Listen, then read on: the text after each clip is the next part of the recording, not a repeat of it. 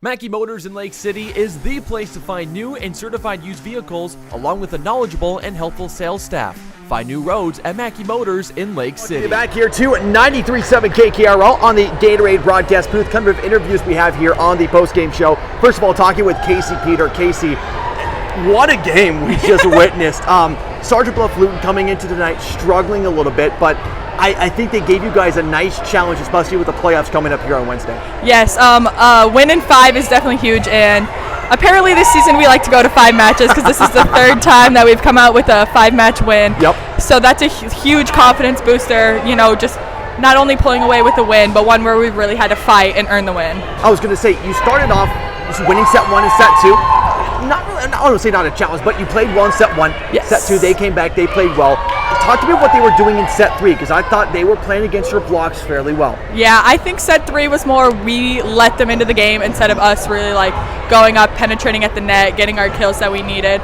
I know me personally, I started off a little bit slow, swinging at the net, you know, and that's all on me. And so once coach moved me over to the right side, I was like, well, if the swing's not going to work, let's be positive and at least get some blocks. Yep. So I think the errors kind of from our side just kind of all built up, and then we decided like we have to break this chain, is what Sophie said. Well, and I was going to say, you know, you looked a little bit, the whole team kind of looked a little bit frustrated. I understand, you know, you go up against a team like this and nothing is working. I especially think with Trover, she was swinging well from both sides. So what was it like going up against her, because she was swinging well from both the left and the right side? Yes, I know, like we struggled because we're like, okay, well, we're going to block line when she's on the outside, but we have to leave line open when she's on the right.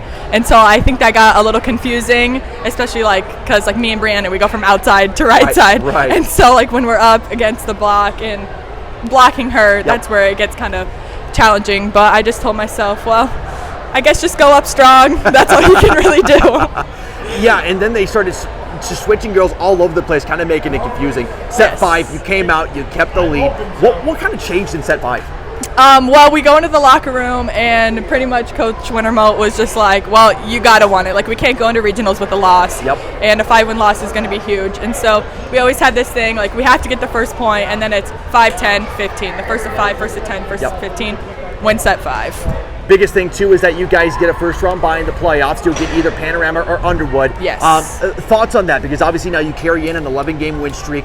What's sort of the thoughts on that, for that I guess, quarter-round match for you guys? I know Monday night we're going to take some cars and take the trot down to Underwood to see who wins. You know, at least get some vibes from those teams, see what they do, so we can set up, like, get in the right headspace coming into Wednesday.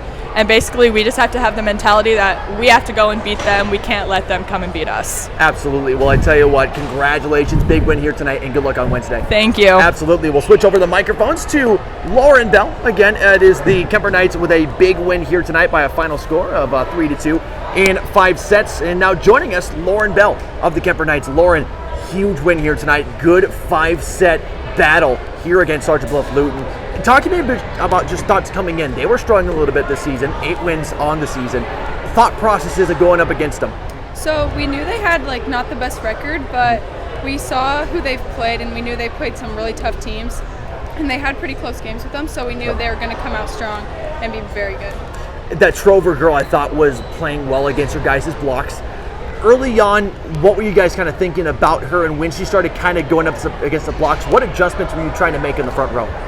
Well, originally we started blocking her cross, and then she got a few of us on the line. So then we talked, and then we said we're going to adjust to get the line, and then we started getting more touches. Then I think you guys adjusted well throughout the entire match. You guys started touching a little bit more, started playing well in the front row.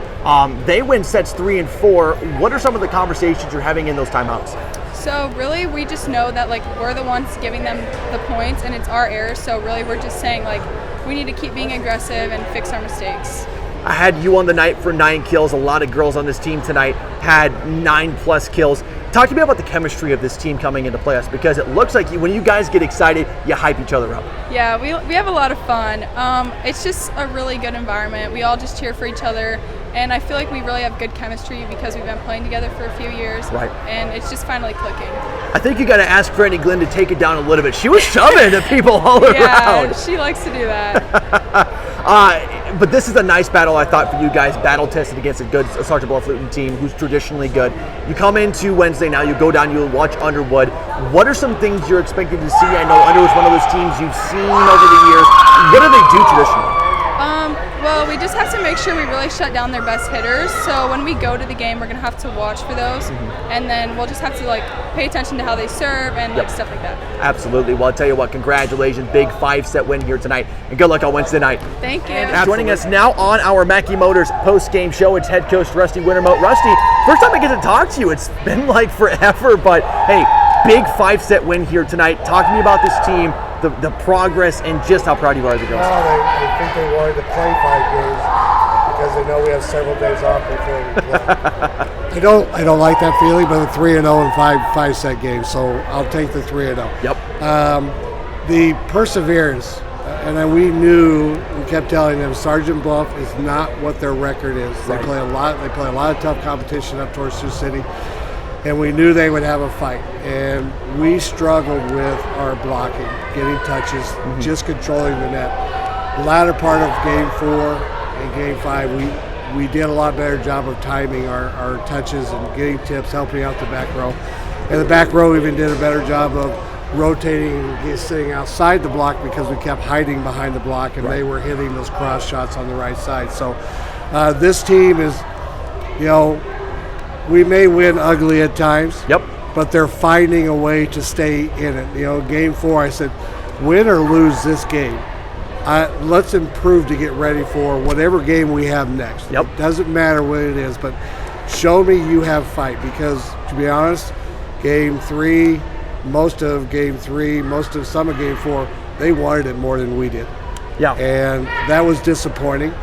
But then again, there were timeouts. I said, it's your timeout because it's your game. We can make adjustments. We're doing that, but you have to have a determination. For this group, they had set a lot of goals, and their goal was to get 30-plus wins on the season. They got 35, and I said, now we're back at 0-0. We need to go 3-0, and that's got to be your goal.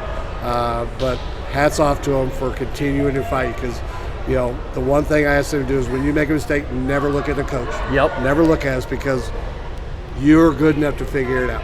And they do that. And so I'm very proud of the fact that they're finding answers. Because before, that's what they struggle with because the last 5, 6, 7 ball games, matches, they have done a better job of closing down on the number of runs we're allowing them to have.